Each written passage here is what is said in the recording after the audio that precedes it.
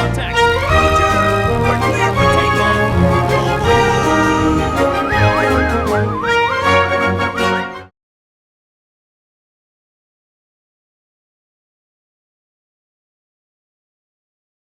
Unlike many World War I aircraft on display museums, this specific Avro 504K didn't roll off a British assembly line in 1918.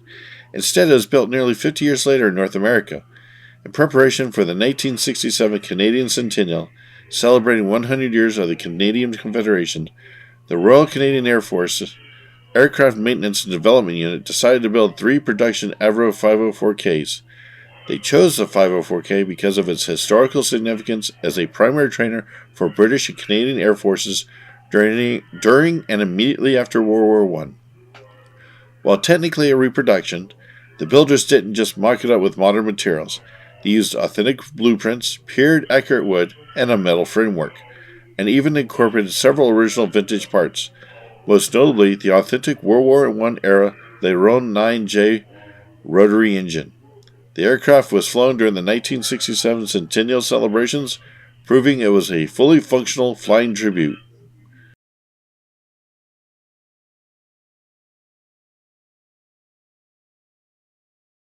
After its flying duties for the Centennial concluded, the aircraft was retired from active use.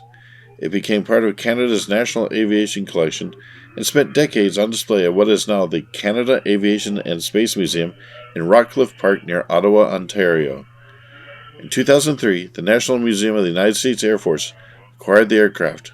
At the time, the National Museum of the United States Air Force was looking to expand its World War I exhibits and needed a representation of the Avro 504K, as the American Expeditionary Forces had purchased and used these British planes to train American pilots in France before they were sent to the front lines.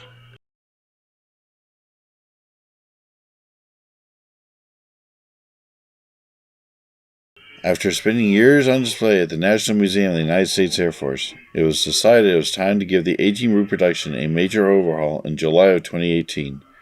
The aircraft was carefully moved into the museum's restoration hangars. Restoration specialists meticulously inspected the 1960s era wood and metal framework. Once deemed structurally sound, the team stripped the old fabric and applied a completely new covering. To tell the specific story of American aviators, the museum decided not to paint it in British or Canadian colors. It was meticulously painted and to match a specific Avro 504K assigned to the 3rd Aviation Instruction Center, the primary U.S. training base located in Issoudun, France, in 1918.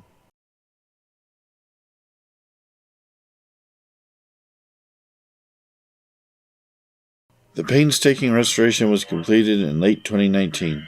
Museum crews later rigged it to be hoisted into the air.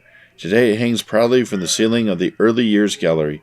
While its bones were crafted for a 1960s Canadian birthday party, its skin and spirit now perfectly capture the experience of young American pilots learning to fly in the skies over war-torn France.